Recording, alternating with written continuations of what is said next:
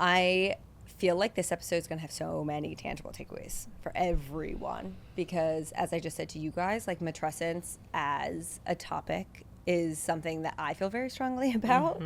I wish there was more education on, and I know resonates a lot with my community. So I want to get into the nitty-gritty of matrescence, whether it be the research, the definitions, the advice, and all of those things. So for anyone who's not familiar with Seed Mother, can you give us like the elevator pitch of what Seed Mother is and what your two roles within the company are? Seed Mother is a maternal education program that focuses on the concept of matrescence, which is the developmental transition to motherhood.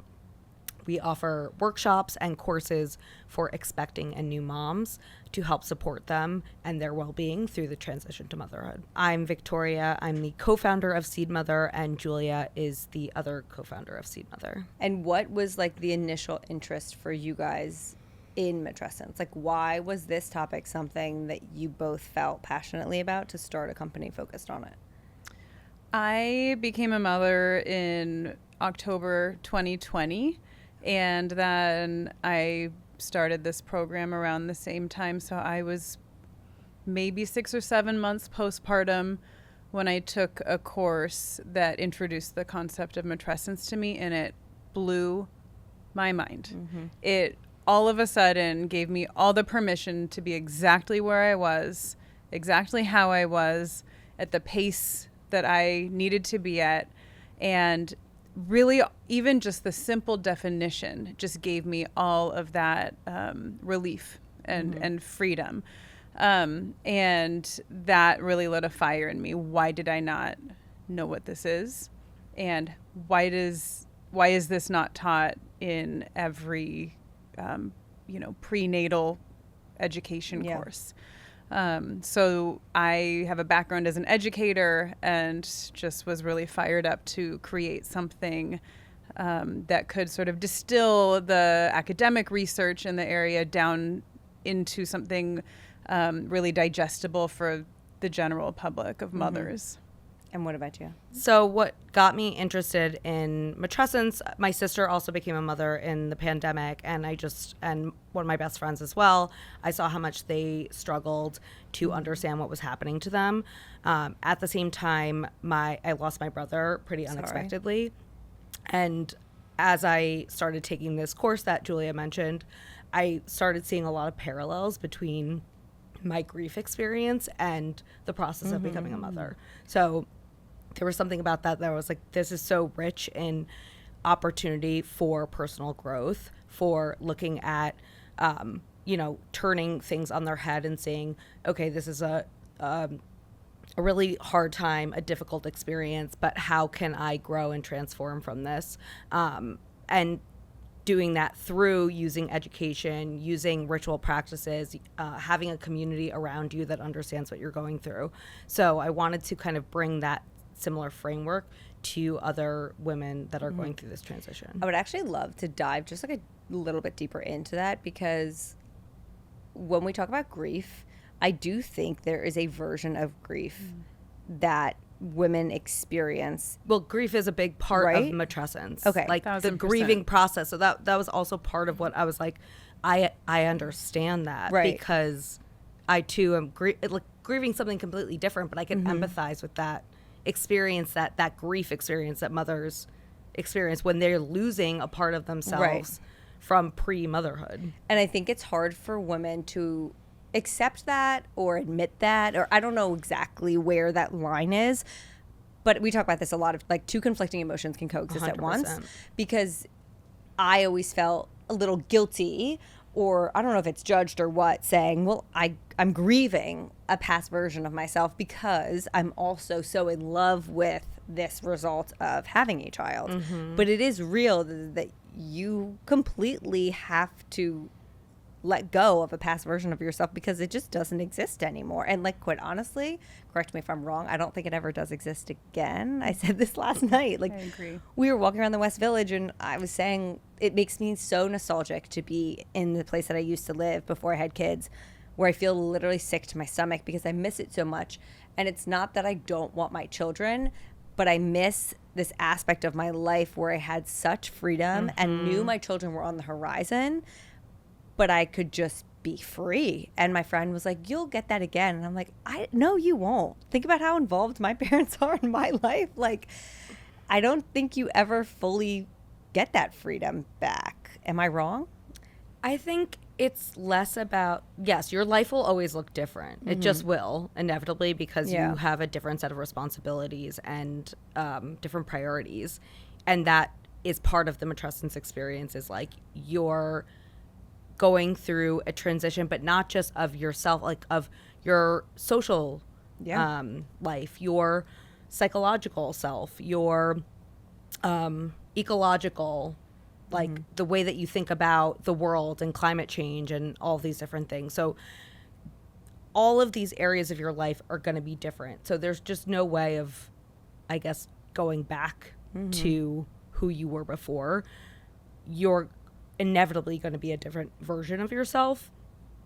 And I think there are ways to hold on to parts of yourself and let go of other parts that no longer serve you in this new phase of your life. And briefly, just going back to this idea of being able to hold multiple emotions at the same time, the sort of cultural expectation of mothers is that it's all joy, is that we feel it as part of our genetic makeup to be fully in alignment with everything that unfolds. And for me, when I miss a certain freedom, I feel this guilt that it's just inevitable to feel, right? I go away for the weekend, and regardless of the fact that I know my children are taken care of, I know that I'll be coming home soon, inevitably I just feel this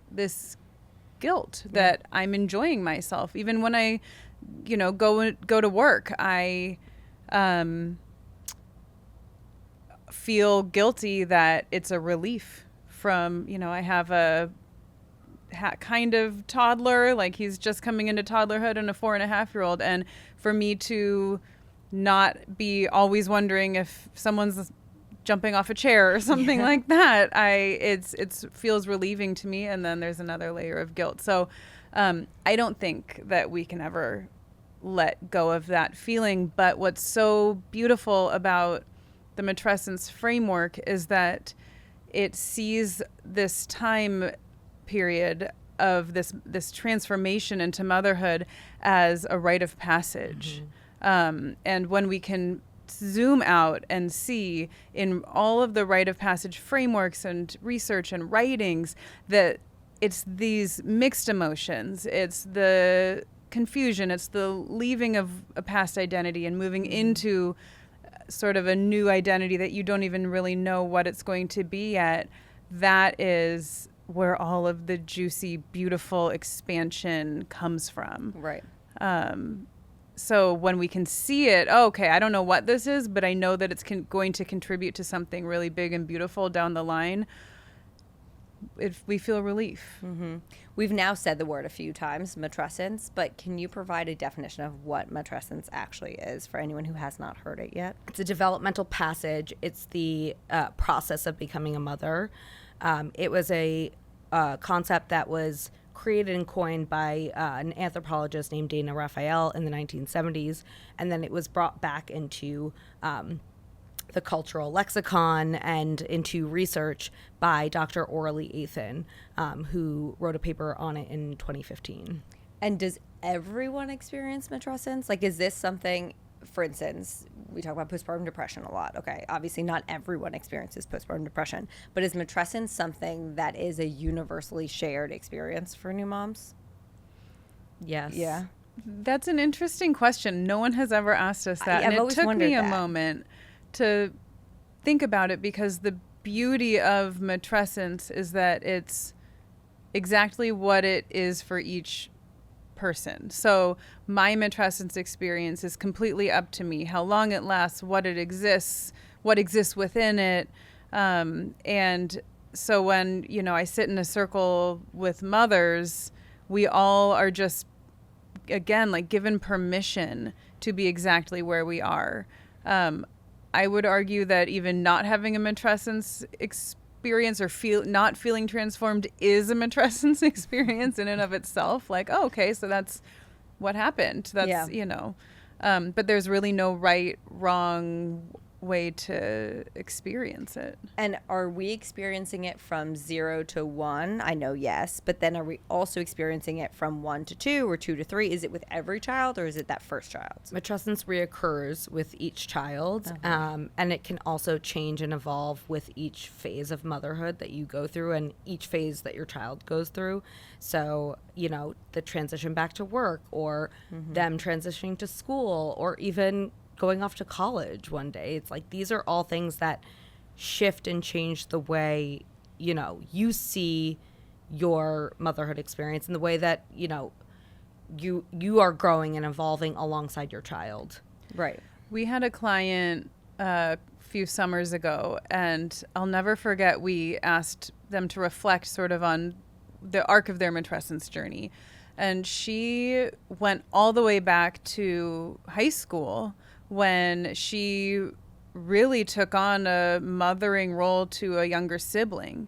And it was so beautiful to just hear how when she was sort of given the opportunity and space and support to really reflect on it, that her motherhood experience began, decades before she actually ended up becoming a mother in her own right. So it really is, it can start preconception even. And are we seeing this at all? Maybe there's a different term, but in the non-birthing partners. So in, let's call it a heterosexual relationship. So with men, is there like matrescence, I guess? Or in a homosexual relationship with two women, is the other woman also experiencing matrescence who did not birth the baby? So there is a concept called matrescence. Okay. There isn't a ton of writing or research about it, but it's something that exists. I think it would be worth someone taking kind of the reins of that and looking more into it. But I think what's important to note is that no matter if you are actively involved in a caregiving role in your child's life, you will go through similar shifts in identity and even like neurobiological shifts in your brain.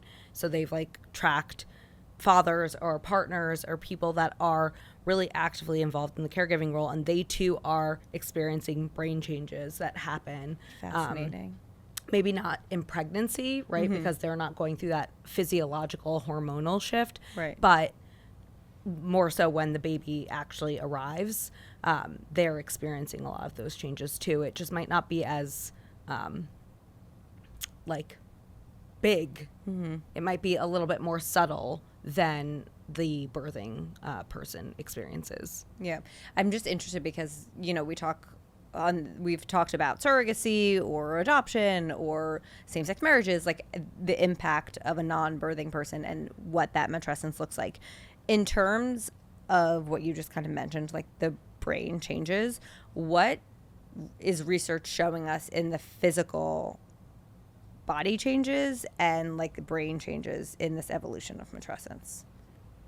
So there's been a lot of recent studies about the brain changes in pregnancy and postpartum. And what I think one of the cool things about it is that we talk about a lot about like mommy brain or the brain fog and all of that stuff. And that's such a real thing. But I think it's also positioned in this negative aspect that like you get like less smart or less sharp as you become a mom. But actually what the research is showing us is that that's not necessarily true. Your brain is priming yourself to notice different things. So you might not be as attuned or sharp to other things, but your sensitivity increases because your brain is wiring you to be able to notice your baby's facial expressions. They're they're crying, they're just being able to hear them, no matter where you are in the house. Like having that attunement and sensitivity to your baby is also a strength and something, and being able to hold multiple things at the same time, like being able to multitask, that's something that your brain actually primes you for. So there's a lot of like really cool positive things that your brain kind of prepares you for to be the parent that you need to be. I'll link it in the show notes, but we did a full episode with Dr. Nikki Pensack on this exact topic. And even just the fact of, sure, I might not always know where I put the car keys, but I know when my kid needs to eat or when we need new diapers, or it's the concept of also like you waking up right before your baby starts crying and your body somehow knowing that it needs to be awake will never not blow my mind. Some of the stats that I pulled from your guys' site that I just want to highlight and discuss, you say, or on there it says approximately 70 to 80% of all new mothers experience some negative feelings or mood swings after the birth of their child.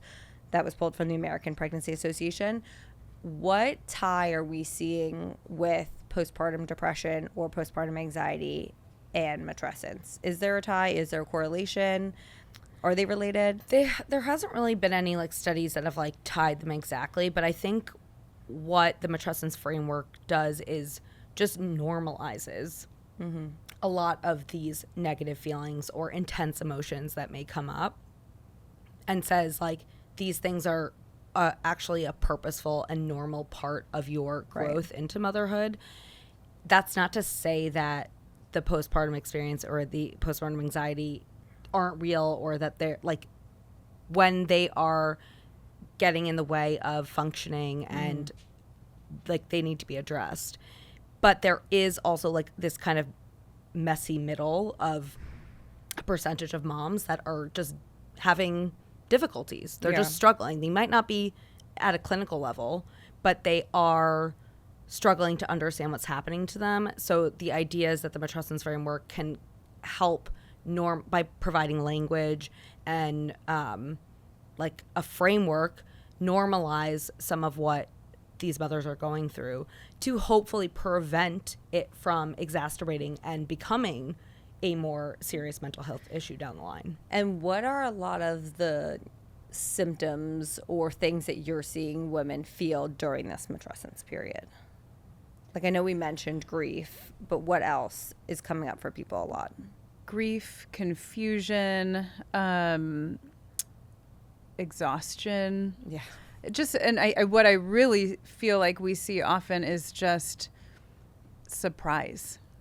That women are like, nobody told us about this. And I think that what's really beautiful about when there is space created for mothers to unpack all of the conflicting emotions, all of the confusion, all of the anger, all of the disappointments, when we create that space to really unpack it, then we are able to normalize those feelings so that mothers don't worry, oh, am I becoming depressed? Do I have postpartum depression? You know, what it does is it just allows them to just be where they are. Right. So often we tell moms, like, you got to just white knuckle it. You'll get through it. The kid will start sleeping. And really what we see is that when we are like, no, this moment in time really does matter. And it's okay if it's hard. That just offers so much relief. You mentioned something when you said, like, a lot of people are saying, no one told me. And I have said the same thing 100 times. But I kind of believe it's now people are starting to talk about it. But no matter how many times you're told, I don't think you can ever be prepared. Like, I truly do not think, and I don't mean this in a diminishing way of, oh, you don't have kids, you don't understand. I mean it in a way of, no matter how much you try to prepare, I don't think you can conceptually understand that emotion until you're in it.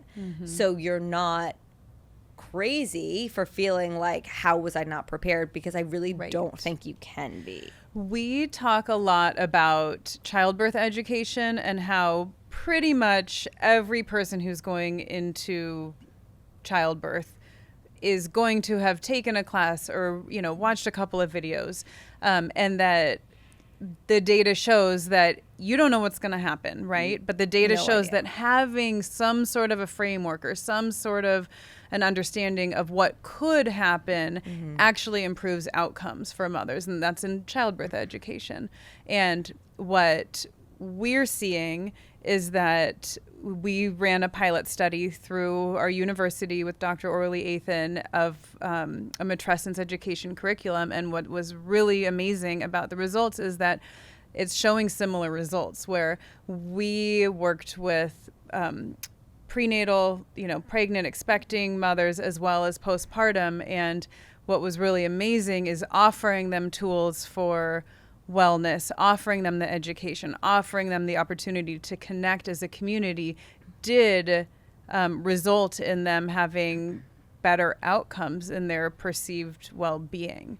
So we believe that even though, just like in childbirth, you don't know what the hell is going to happen, having an understanding of what could happen actually can bolster your skills and ability. Because I think the other piece of it is that it gives you a shift in perspective, like a broader perspective, and which can also allow for more like psychological flexibility. So when motherhood is hard, or when something comes up that's unexpected, you have the flexibility to be able to roll with the ups and downs, or roll with the unexpected, versus having an expectation for what it should look like and then it not meeting that expectation. Right. And I think that is something that so many of us, I know myself included, really have a hard time with. And this was before kids. I used to have a hard time when reality did not meet expectations. And the example I give is I would create this ideal Saturday with my husband, but I would never actually tell him the plans. And then we wake up Saturday and I'm like, okay, let's go on with my agenda. Right. And he's like, I just want to chill. And like, there's a college football game I want to watch. What is happening? And I would get mad. And he's like, you never told me these plans. And that was how I felt first with pregnancy, because I always had this concept that I was going to love being pregnant. I thought it was going to be the best 9 months of my life. And I just personally did not enjoy it. I struggled immensely mentally. Physically, I felt awful. And same thing with postpartum and parenting. There are so many moments where you think something's going to look one way and then it looks completely the other way. And that is really hard for me to grapple with. And so I think going into this experiencing, knowing that you really kind of have to throw all expectations out the window, in my opinion, and just meet the situation wherever it is. In terms of preparation, again, I do think it's kind of impossible to fully prepare, but what are you guys recommending and doing in your workshops with women who are prenatal to try to prepare for this period? Like, if someone's listening who's pregnant right now, what can they take away from this as like a tangible practice to better prepare them for matrescence? So our 3 pillars are education, ritual, and community. And the ritual practices it is so amazing to offer them to pregnant women, because they can begin to practice different types of ritual practices that just encourage a sense of reflection, that encourage nervous system regulation. When we have our workshops, we offer all different kinds of ritual practices, because we don't know what is going to align with different people. But really what it comes down to is we really want to support mothers and expecting mothers in quieting the noise. Yeah. There's so much noise on social media, just built into us in terms of what we've inherited from our family and our culture. And when we can really go within and quiet the noise, we can connect again to sort of your intuitive senses, if you have an intuitive sense around X, Y, or Z. And so we'll do breathing, we'll do guided meditations, we do a lot of journal reflection, and we do different types of brief meditations. We do partner rituals that we try to offer people so they can begin to connect with their partner on that level and begin conversations even before the baby comes. Which is so important. It's huge. Huge. It's huge. Yeah. Because oftentimes, especially going back to speaking about losing your freedom and losing your identity, for me, that's where I felt like my partner's big, oh shit moment was. And so what a beautiful gift to our partners to be able to begin these conversations early when they aren't even experiencing it yet. Yeah. Because their life really isn't changing. Right. Until the baby baby enters the right, world. yeah. And still it's changing in a different way, Very I differently. would say. Yeah. But it's those ritual practices that we want people to start practicing and exploring ahead of time so that when baby comes, they have a toolkit. Mm-hmm. And also, like, we recognize in pregnancy, you likely will have a little bit more time to kind of explore or sit down for a meditation, not so much in early postpartum or motherhood. So we offer kind of more bite-sized rituals, like ways that you can even apply or take some of the things you learned, but like condense them into 30 seconds. Right. So you're just really taking that opportunity to center and ground yourself, but it doesn't need to be, a 30-minute meditation practice every morning. We recognize that's not, realistic for most people. It could be how you pour your coffee, right? Right. When we get to the point of now you've entered matrescence and postpartum and you've had your baby, what are some of your tips on how to best support yourself in that window? And then I would also love to talk about tips on how to best support your partner, because I know I said this to you, but a lot of people will send these episodes or clips to their partners, which I think is so beneficial and helpful, because I don't think enough content, not that men need more, but I don't think enough content is geared towards here's how to be a better partner through postpartum, which inevitably through osmosis will help the birthing person. I find that when I speak with other mothers, and definitely in my relationship as well, my partner is always surprised by when things change or how things change for my experience, and it kind of throws him off. And so I think that part of the matrescence framework that gives us all permission to just be where we are is that everything does shift and change in sort of at a different pace. So the matrescence framework uses these domains of change, and there's some pretty beautiful visuals that help really demonstrate them. But so we have the biological changes, where it's what's happening in your body and brain, and usually that domain is the most acute right after having the baby. So many changes in your body, so many changes in your brain. They're the social domain, right? Obviously huge changes. There's even existential domain, and there's about 10 of them. And we like to have the mothers that we work with look through the changes that they're experiencing through the lens of each domain, and then they can see how everything evolves over time. Like they might have struggled with a domain right in early postpartum, but it's not something like at this point in their motherhood journey, they're struggling more in the social domain with their friendships or their relationship with their partner. So it's looking at where do they get support? Where do they get emotional support, informational support, financial or like physical support, like dropping off groceries or coming over for childcare. Right.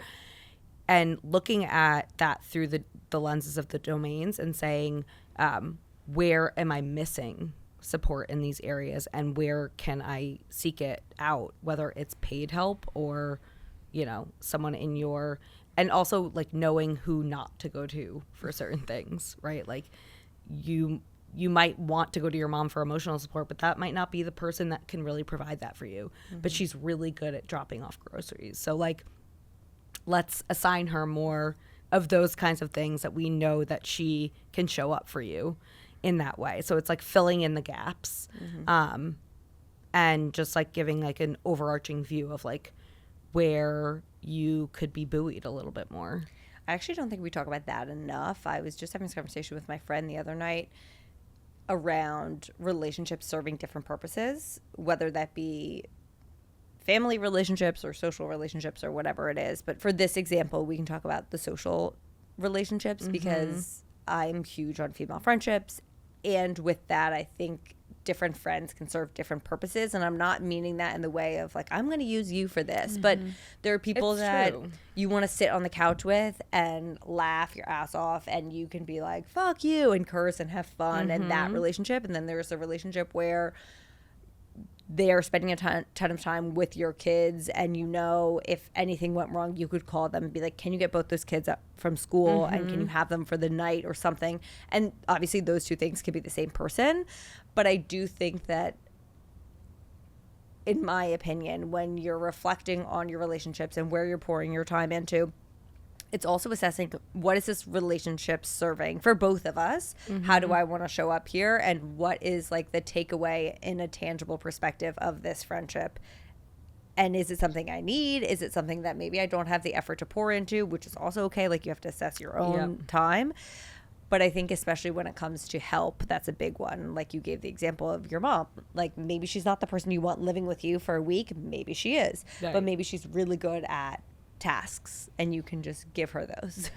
What's so beautiful about seeing it through this lens too is that you start to identify, like, oh, that's where my grief came from. I thought that someone in my family was going to show up like this, but actually they're only showing up in a way that is not emotionally supportive at all. And there's a part of me that's really grieving that.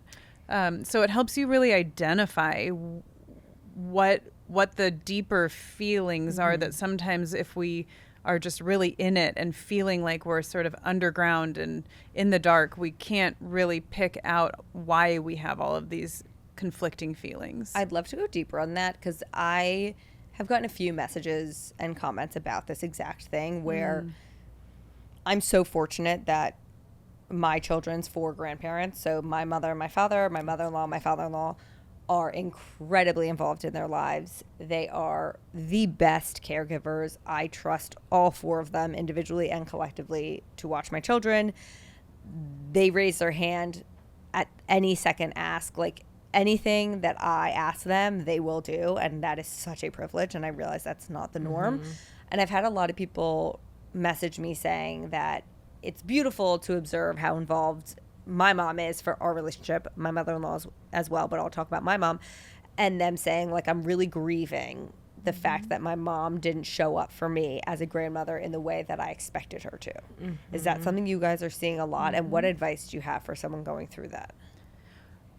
Part of our ritual practices is we really want to show mothers that if and when they don't receive that mothering experience, the experience of being mothered, which I think is so key to when you become a mother, having someone hold you emotionally.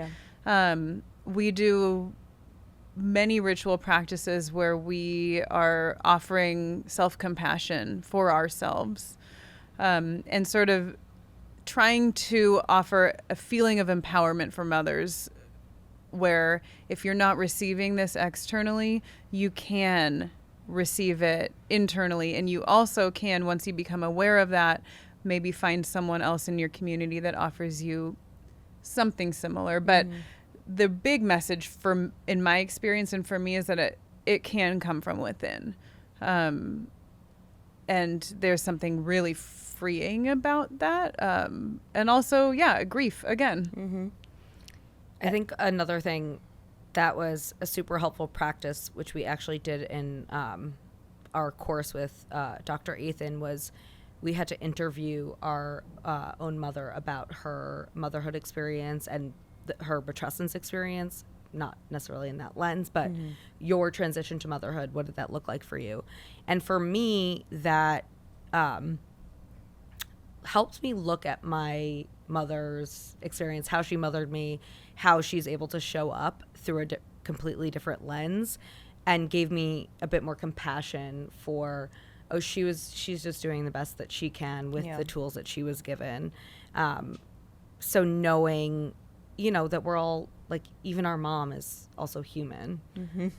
It's hard to remember. I actually had this conversation also recently with my mom and with some friends, where it's like, when my mom and I would butt heads after I had my first around boundaries or certain things, I had to remind myself this is also her first time being a grandparent. She is experiencing this for the first time as well. And I don't know if that's a whole other stage of matrescence. Maybe it is. I think it's not something that's really been, like, it's been referred to in Dr. Athan's recent paper, she talked about grandmothering as maybe another stage of the matrescence especially journey. if you're involved, Right. you know, like if you're an active caregiver in Right. that grandchild's life, I do think it's another part of the matrescence journey. 100%. But remembering, okay, this is my first time being a mom and I'm having my own struggles, and I can accept that this is my mom's first time being a grandma, and she's also figuring this out. And I'm not excusing,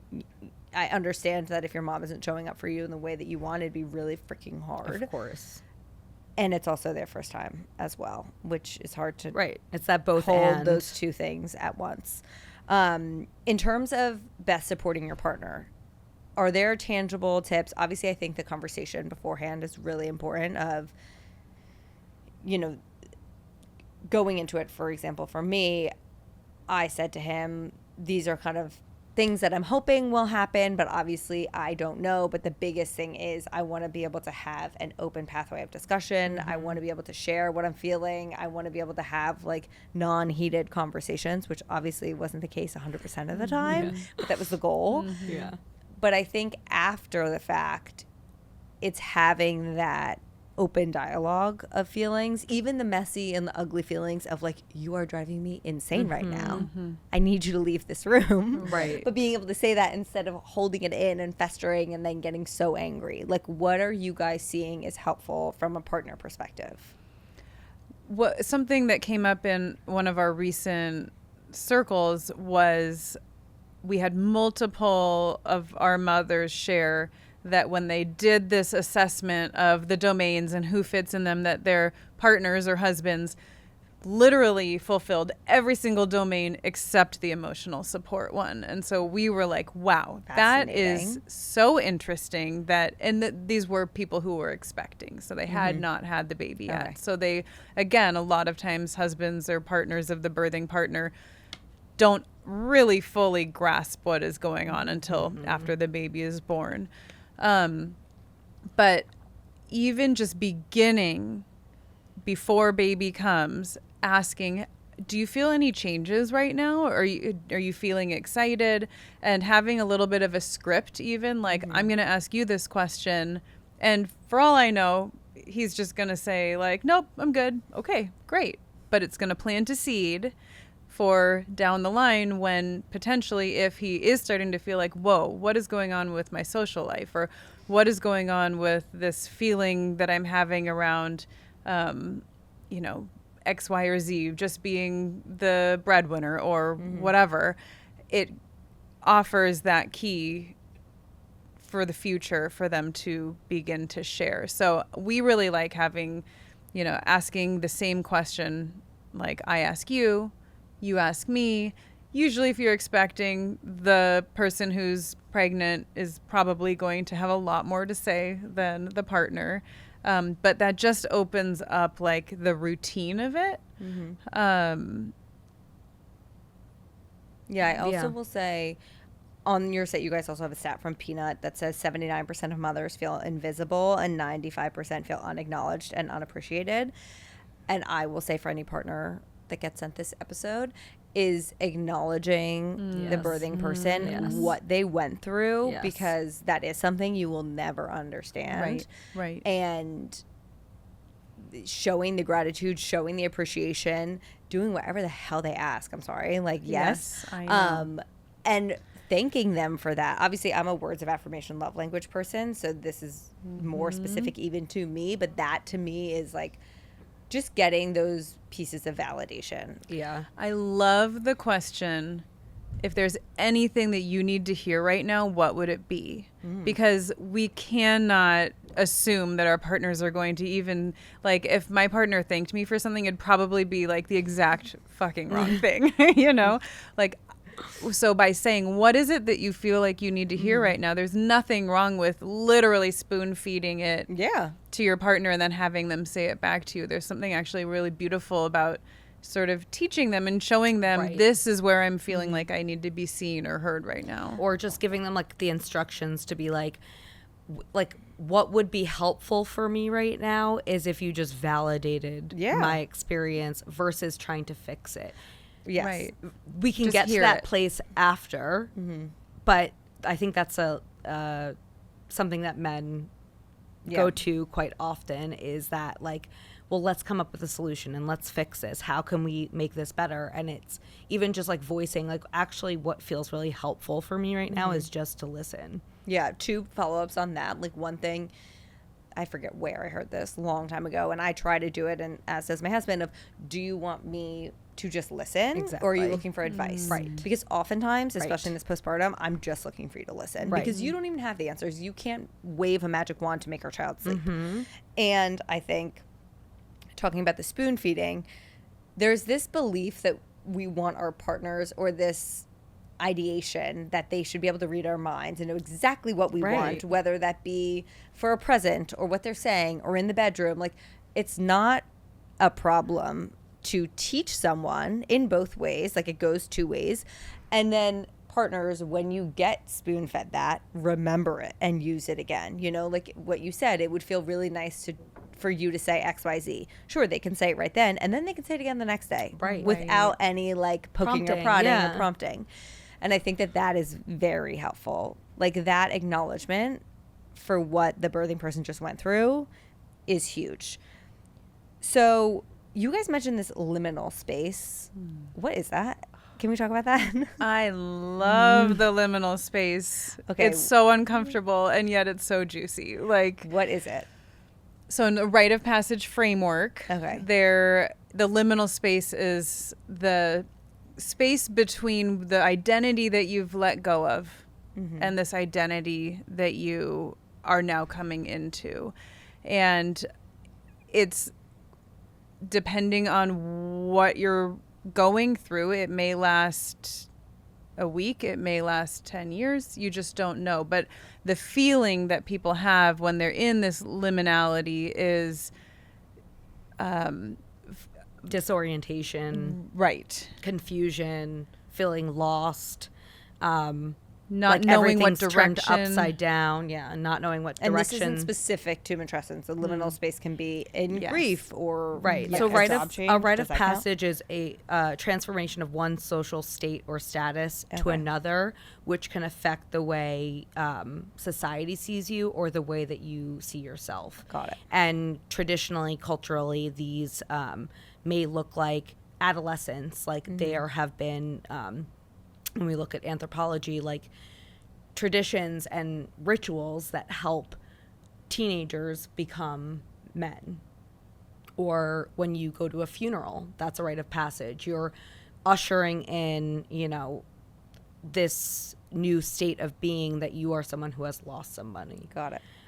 So when Dana Raphael introduced the concept of matrescence, she introduced it as being a rite of passage, that it wasn't something that was just biological in nature, it was also something that was psychological and social in nature.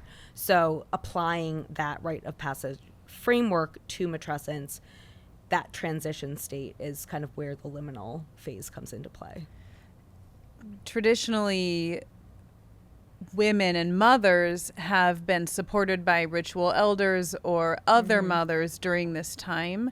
And if you notice in other cultures, you know, there's like the 40 days in certain cultures where the new mother is really cared for and really tended to.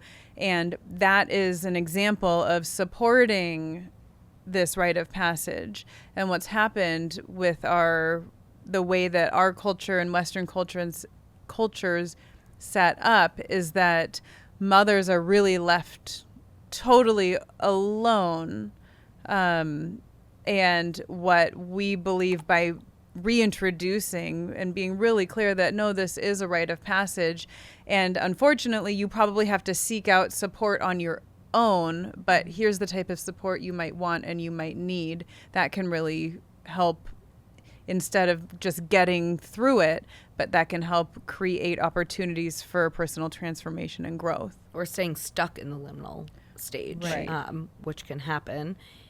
Getting mothers to that point of reintegrating their new identity as a mother, in addition to being a friend and a sister and a, you know, partner and all these other things. I think what you just mentioned in terms of the support, I think this country is quite honestly setting us up for failure. And because of that, I think it's really important to think about beforehand what support would look like to you, and have the flexibility to realize you might think something completely opposite after the baby comes. Absolutely. Because we're all so different. I have friends that would love for me to come over and they just sit on the couch or lay in bed or do something with the baby and I help around the apartment. And then I have other friends that want me to take the baby and them to be able to go do something outside of being a mom.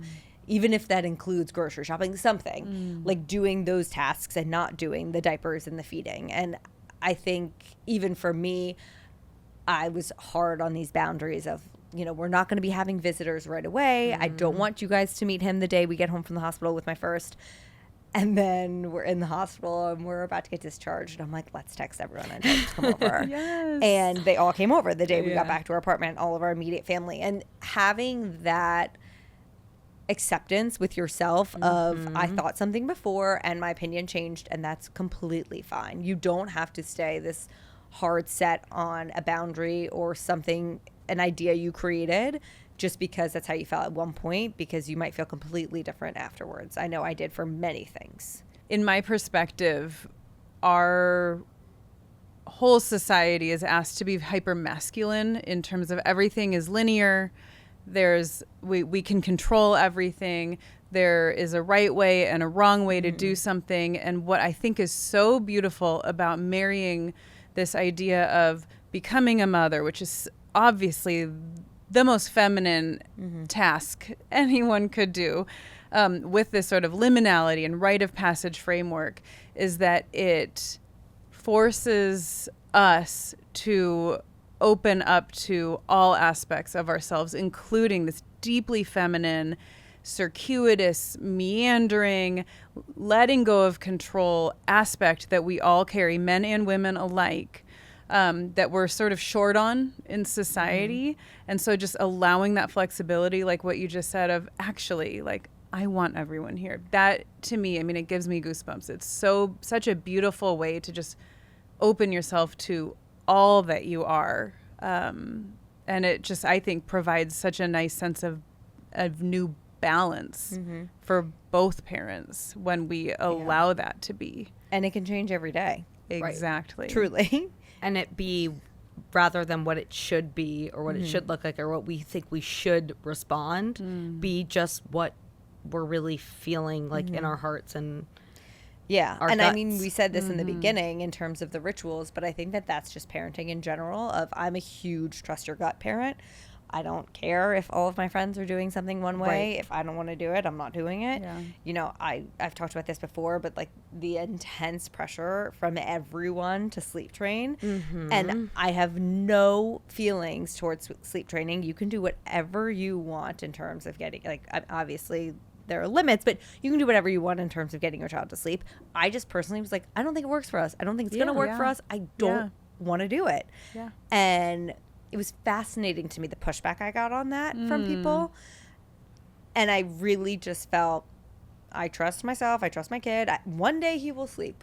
And look, he does. Okay. And it's great. And I just think that we need to get back to the place of trusting our instincts of what works for our kid. And every kid's going to be different. I do things with my older son that will not work for my younger son, and vice versa. And trusting your gut and your instinct for each kid individually.